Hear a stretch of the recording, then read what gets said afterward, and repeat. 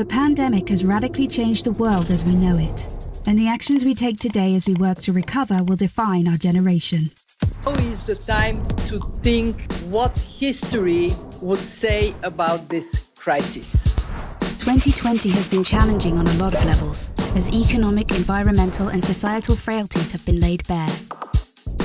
But it's also proved that when we need to, we can act rapidly and restructure our lives. The recovery from the pandemic is an opportunity. We can see rays of hope in the form of a vaccine, but there is no vaccine for the planet. Nature needs a bailout. You don't want to go back to the status quo that you had before simply because it was the status quo that got us here. With everything falling apart, we can reshape the world in ways we couldn't before.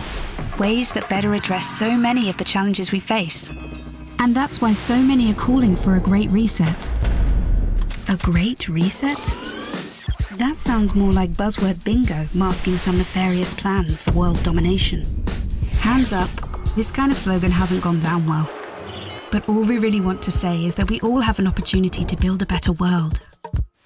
And it's not surprising that people who've been disenfranchised by a broken system and pushed even further by the pandemic will suspect global leaders of conspiracy. But the world's not that simple. Every one of us has differing priorities, values, and ideas. That's part of why solutions are so hard to come by, and why we all need to be involved in the decision-making.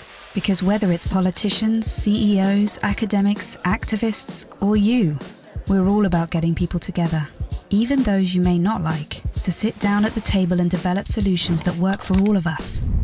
But we need enormous trust between the private sector and the public sector for this to actually work. That trust is hard to come by. it's time for people to work together, listen to each other, and build this trust so we can move towards a better world. And we really need one. Because while the pandemic affects us all, it's clear it affects some more than others. The first people who are hit are the people at the front, those who are vulnerable. It is those on the front line who take it first, and that is simply unacceptable. See, at the start of 2020, 1% of the world's population owned 44% of the wealth.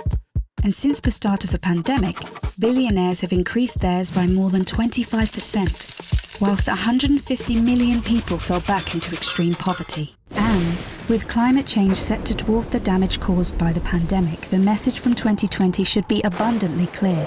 Capitalism, as we know it, is dead. This obsession that we have had with maximizing profits for shareholders alone has led to incredible inequality and a planetary emergency. But no one can do this alone, and top-down approaches won't get us anywhere, because everything we've learned in our work has shown us that diverse voices lead to better results. And it's for these reasons that the Forum talks about something called stakeholder capitalism, which would shift businesses away from just profit. Because if we want to change where the focus of our recovery will go, then we need a new dashboard for the new economy. And that needs to encompass people, planet, prosperity, and institutions. Giving people a real stake in the economy and putting well-being before growth. And that's all about getting the right people in the right place at the right time. We must rebuild our relationship with nature for the survival of the peoples and our planet.